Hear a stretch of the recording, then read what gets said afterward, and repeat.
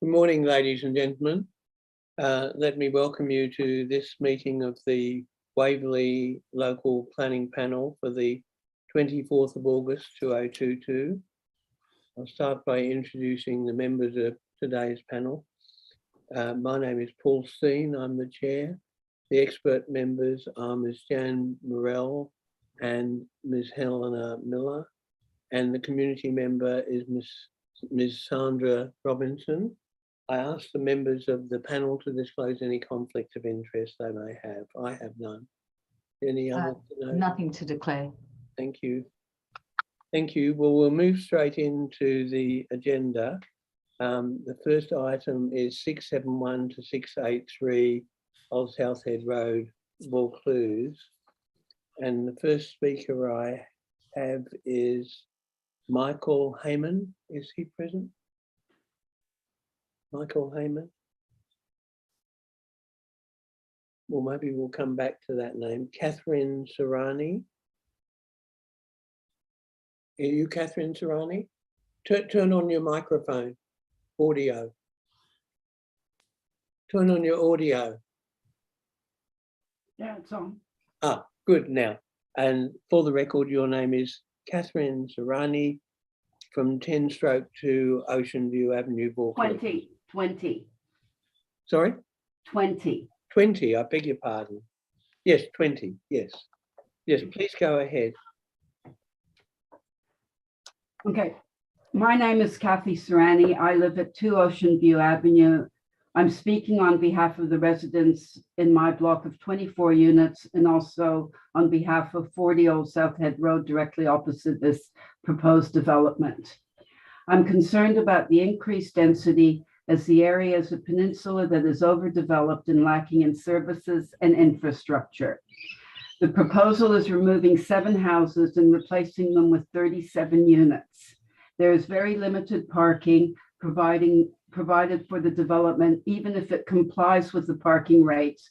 Consideration needs to be taken for the location and its hilly terrain and lack of adequate public transport. It is located in an area that is primarily accessed by a car by the majority of residents.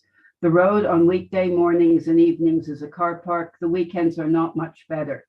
Many of the reports from traffic and planning presented in the DA discussions are old and incorrect and therefore do not relate to the conditions that are present today.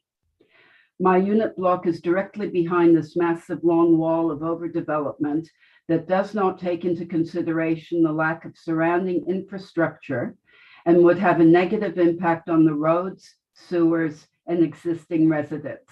The 6 points discussed in more detail will be parking, seniors living, sewage amenity, traffic and transport height, and overshadowing. 1, parking.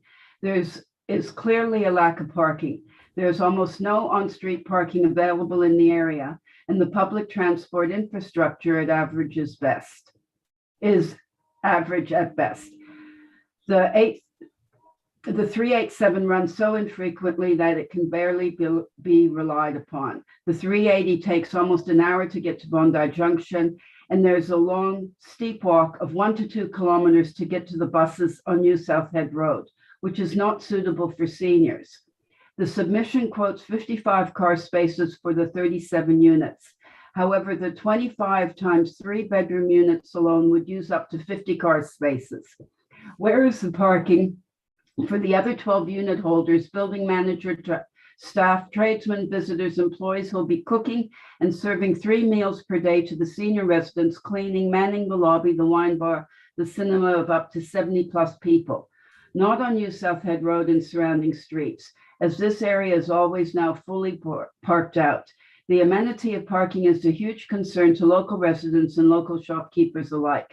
And there's a shuttle bus to Bondi Junction offered by the complex, but nowhere in the DA mentions parking facilities for the bus. 2, senior living.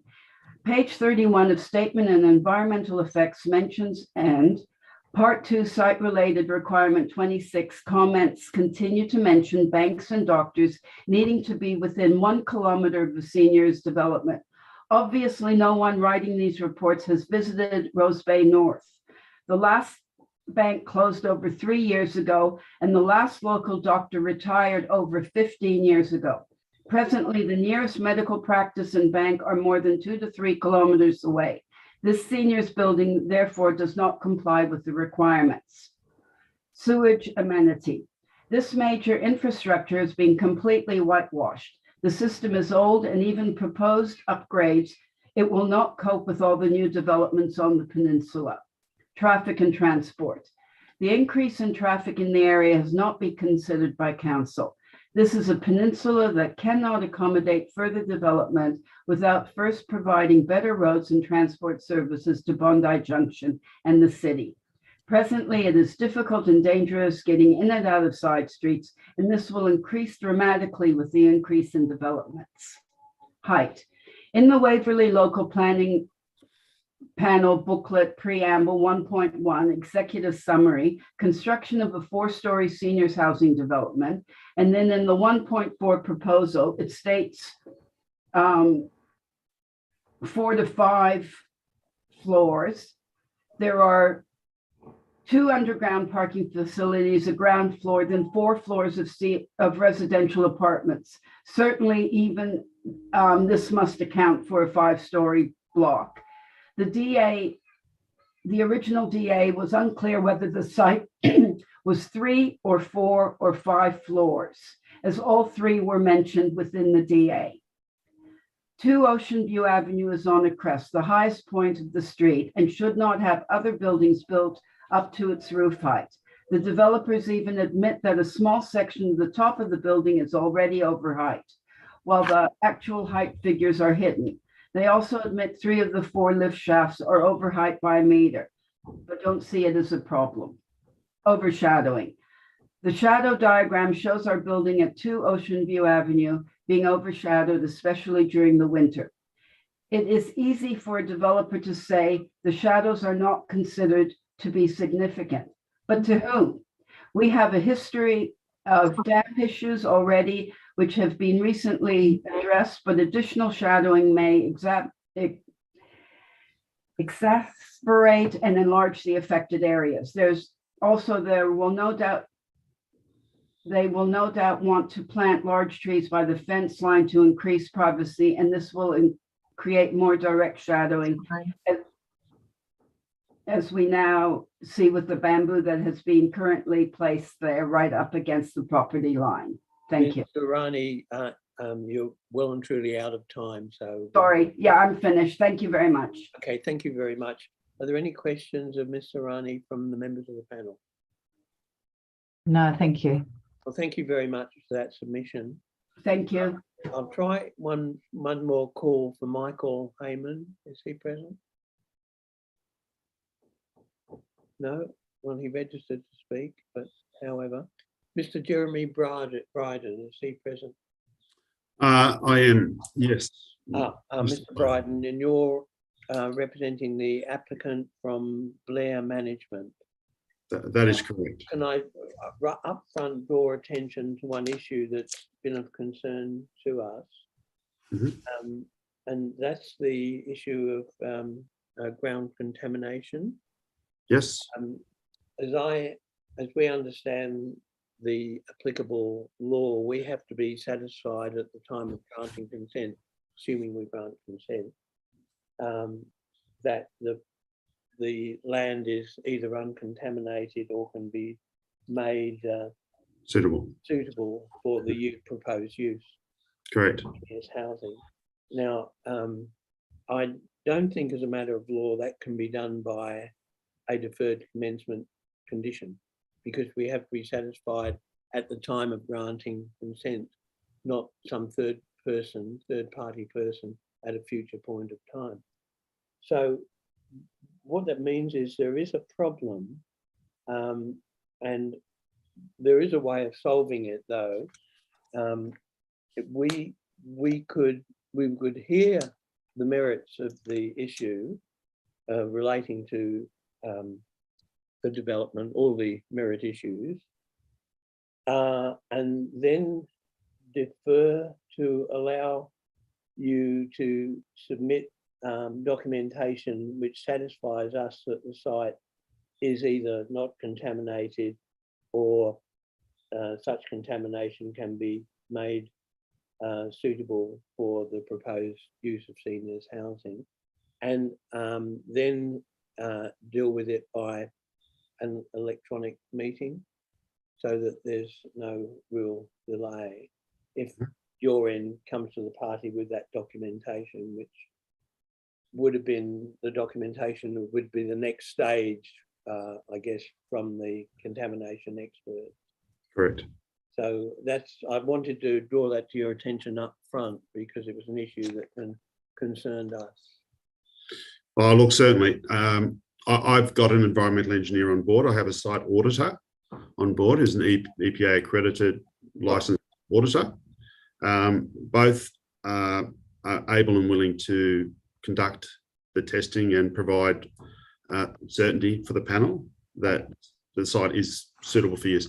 And might I add, the existing DA on the site for residential apartments was found to be suitable for. Yeah, we know yes. that. Yep. We're Okay. All right. Okay. Yep. So that anyway, they said it's a minor, like there's no real issue, but yes, I can address those things quickly. Thank you very much for that. So now go ahead with your submission. Well, the submission was really to do with answering any queries the panel may have. Both myself and Guy Lake, the architect, are present. Yes. And happy to tackle any questions the panel may have in response to queries raised. Okay. Yep. Thank you for that.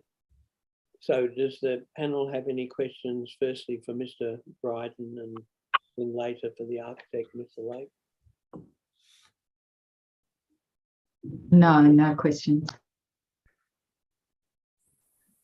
I just had one question about the amenities building in the pool area. There was one of the objectors raised a concern. I think they have the property at the rear of the pool area that backs onto that area. And I just wanted to understand the height of that amenities building appears to be 3 meters. And from what the objector was saying, there's also a level change between the rear yard of that property at the rear and the pool area, but I can't really see it that well on the plan. So I just wanted to understand what the height of that building will be when viewed from the neighbour's rear yard.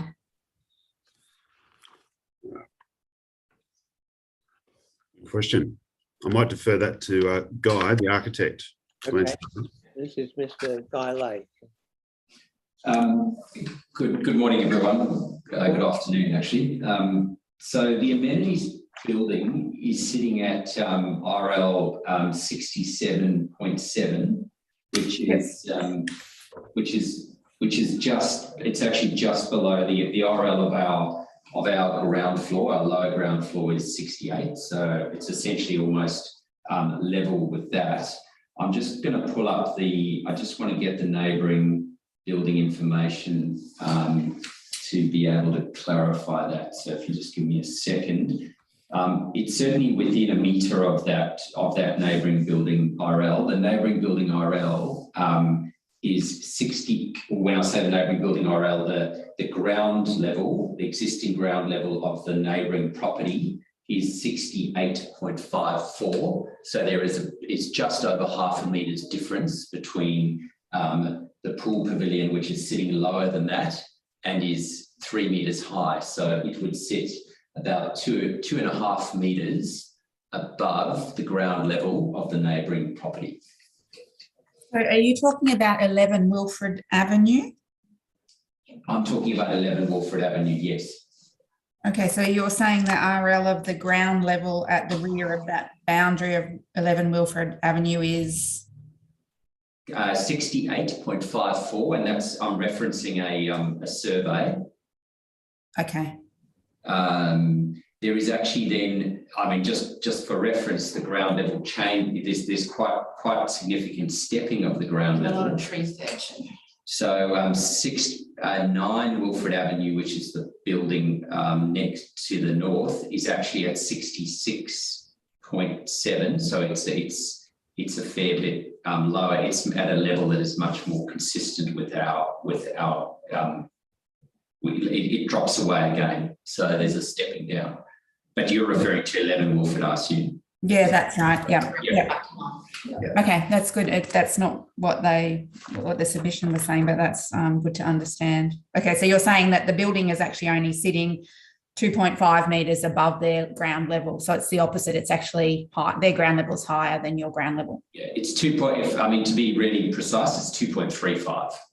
Okay, that's fine. And that is, if to the drawing you will find that information on is 3001, which is the lower ground level plan in our set.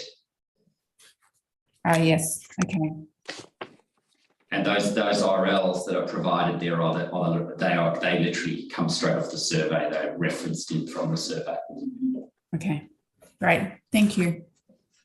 That's it for me. Way of questions. Thank you. I actually do have a question, Mr. Chair, just related to that. I'm just looking at the GFA drawings in your pack, and the amenities building isn't included in the GFA calculations, which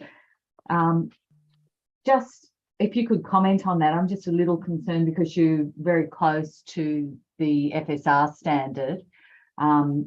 And obviously you haven't got a clause 4.6. So I just wanted to be certain that all areas had been included that need to be included.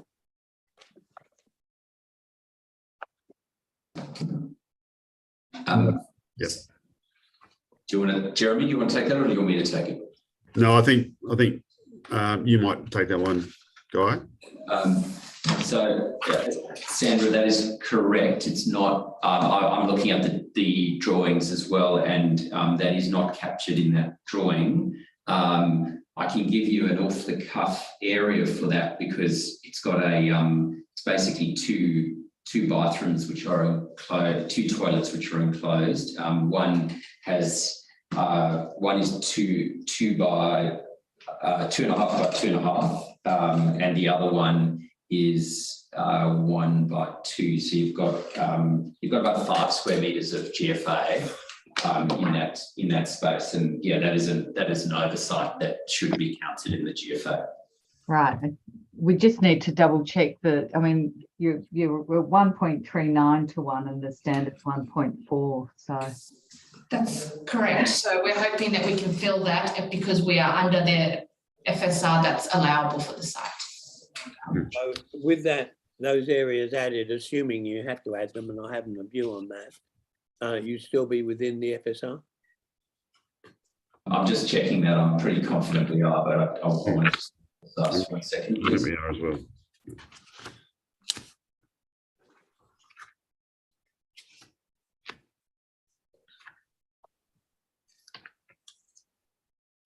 Sorry, our current proposed GFA is currently 5388.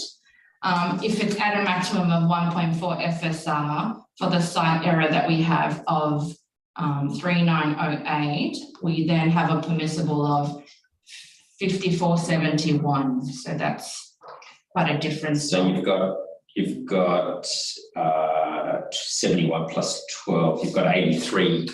We're 83 square meters under, and if we add that amenities building, we add another 5 square meters. So it still complies. Is that what? So we're 78. We'd be 78 under rather than 83. okay, thanks for that. Thank you. Apologies for missing. No, I Sorry, didn't that was even an notice oversight. it until we were looking at that drawing. No, it's a good pickup. Any further questions from the panel? No, thank you. Okay.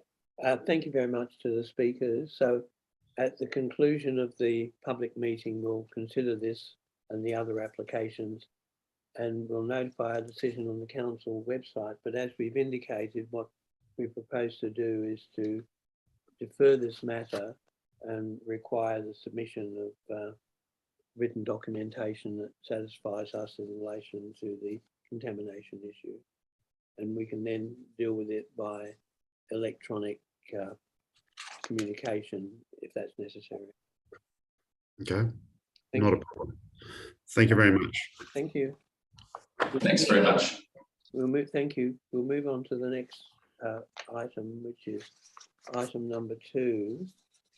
And this is 11A Fletcher Street, Tamarama. And the first speaker that I have is Eli Gashite. Yes, good afternoon, Mr. Chair. How are you? Good, thank you. And you're the planner from the Bond Planning representing the applicant. Yes. Yes, so we did get a written submission for you relating to conditions 2A and 2C. Yes, I'd just like to elaborate a bit more on that. Yes, please do. Thank you. Also, at the end of this, I just got a phone call from council at 12:05 regarding the contribution rate, which hasn't been brought up until now. So I'd like to just cover that off also. Yes, well, this is the affordable housing contribution if it's applicable. Correct. But it's not payable to the council. Please, with the non-dairy sheet. Sorry? Okay, I might just go anyway. Yes. And we'll get to that at the end. So obviously we're happy with the recommendation for approval, and we thank council for their efforts over the last almost 12 months or so to assess this application. So just the conditions we wanted to not really challenge, but just get some clarity from council. So first of all, condition 2A. That's the render one, isn't it? Correct. So we are, I also submitted some photos showing the conditions of the brickwork at the front, and also the commons bricks on the sides and at the rear. So we're okay generally with keeping the existing brickwork at the facade. However, on the sides as well as at the rear, we'd like that condition to be reworded to allow rendering, particularly at the rear, because that's ultimately where the rear balconies are being proposed to be built. So that condition doesn't really read properly to us. So we'd like the panel to consider that change. The other condition, there's a condition relating to front fencing 2B. We're fine with that. But then in storage, isn't it? 2C. Yeah. No, I'm saying 2B. So the next condition 2B, that's the front fence. We're okay with that. Yes. So no problem there. Condition 2C deals with the bins. This was kind of a last minute condition that was never raised to us since November, since we lodged the application in November. There's a bit of a problem here because in speaking with the architect who's on this meeting also, there's really no other space for the bins. Otherwise, it's going to eat into the driveway. We'd have to put into the driveway or along the side pathway, which is egress for residents and visitors. The other thing we looked at was possibly in the communal open space at the back, but that would eat up the communal open space. Plus, you have stairs along the side, as well as the distance to the curb. So naturally, we thought the most logical location for the bin storage is at the front, and where we're proposing right now. Again, this is the first time we heard about this issue, as well as council hasn't really made any suggestions where it could go. My feeling is because it can't really go anywhere else, as well as this is an existing building. It can only go at the front, there's nowhere else available. Correct, and we are putting some screening up. This is an existing building also, mind you. Yes. So we'd like the panel, I guess, to delete that condition entirely. Okay. Now moving on to this last item, which just came up now, regarding the housing contributions. Not sure if the panel is aware of this. Yes, we are. I mean, we won't be imposing any condition, but we just draw it to attention because you may need to deal with the issue. Right. So if the panel's not imposing conditions, what does that mean to my client? Well, I'm not here to answer questions, but you may need to deal with the state government over whether or not there's any contribution to them under the SEP. Well, because this was only a last minute thing, again, we lodged this application the 18th of November provided all the information up front. This is the first time council has told us about this $400,000 contribution, which seems quite excessive given that this is a $1 million upgrade to an old building. So my client naturally has issues with the amount, as well as hasn't been picked up until now, until about 20 minutes. That's when I was first notified about this. I understand exactly what you're saying, Mr. Okay. Can I just ask, did you address the contributions in your application? We did, yes. Right. And so do you feel that you need additional time to be able to address this condition that the council's now proposing? Well, potentially. I've just received a 5-page referral from council as well as a phone call, which was nice of the phone call, but this has gone, we've received, I think, about 2 or 3 different RFIs on this DA. It's gone through 2 different town planners. So just a bit confused why this has just been brought up in the last minute. And the chair was saying that there's not an ability to impose a condition in the DA, is that? I think that we would be imposing a condition. Is that right, Mr. Chair? That's what the council's now suggesting, that Well, I think we should impose a condition. I'm not clear on what the council is suggesting, but I would be personally loath to impose such a condition in these circumstances. That's just my view, but we'll discuss it later. Thank you. Again, this is a $1 million renovation, and this contribution rate is $404,000. To me, it sounds pretty excessive, and I obviously haven't had a chance to look through council's referral. Are you able, just for our benefit, to give us a very quick explanation for why you believe the contribution doesn't apply? Well, I'm not saying it doesn't apply. We did address it at the beginning when we lodged a DA. Council here have done their own calculations. Whether they're right or wrong, I can't tell you right now. I was only informed of this about 20 minutes ago by the council officer. So we haven't had a chance to digest this. That's fine. Yeah.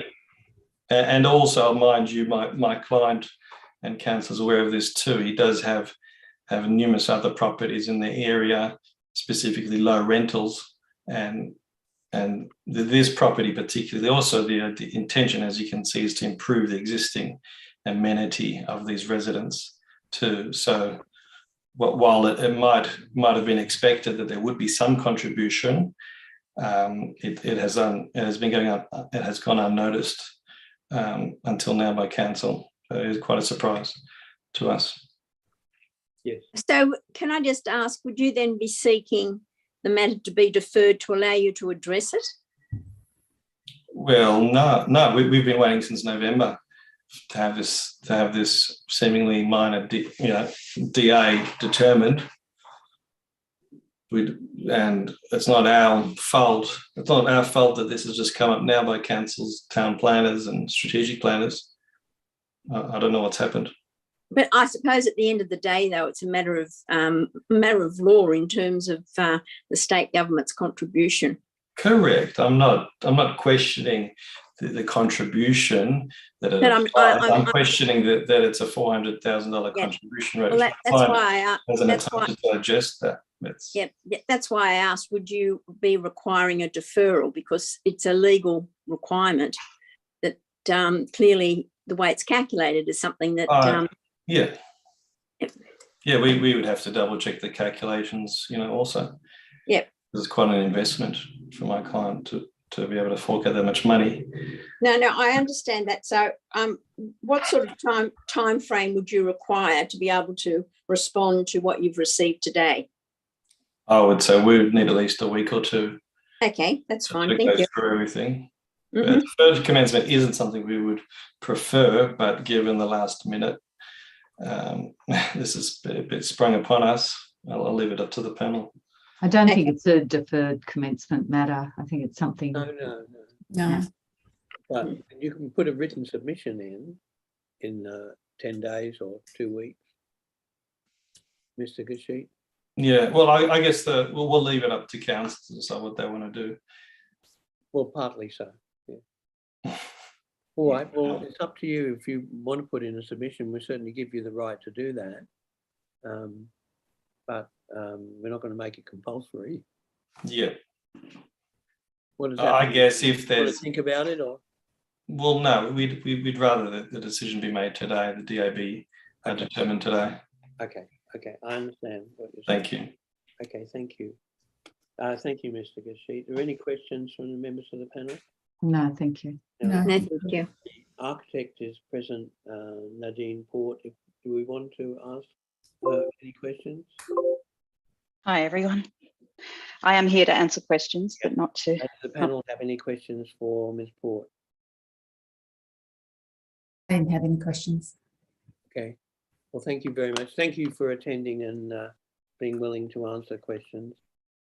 So, No problem. at the conclusion of the public meeting, we'll consider this application and notify our decision on the council website as soon as may be possible. Thank you very much. Which brings us to the item number 3, which is 81 Francis Street. And the speaker that I have is Mr. Philip Bull, planner. Hi panel, how are you? Look, Hello, I mate. don't. When are we going to start these meetings in person again? Hey, look, I don't have anything to say really. We're happy with the recommendation. The client accepts the condition about the glass. So I'm just thanking the officers, and if there's any questions, I'm here to answer them. Thank you. Thank you, Mr. Bull. So it's over to the panel. Any questions of the planner, Mr. Philip Bull? No, thanks. No, I didn't have any. Well, thank you very much for your attendance, Mr. Bull. We appreciate it. And Mr. Cheek, I understand, is present, also one of the owners. It's over to us. At the conclusion of the public meeting, we will consider this application and notify our decision on the council website. Thank you very much. Thank you, panel. Bye. Thanks, Mr. Chair. Thanks, panel. So that brings us to item number 4, which is 78 Denison Street, Bondi Junction. And there's a written submission from Ms. Kirsten Thorne Sechol, who won't be attending the meeting but relies on the written submission. And the applicant's architect, Victoria Delisa, is present, I think. Victoria Delisa. Is she present?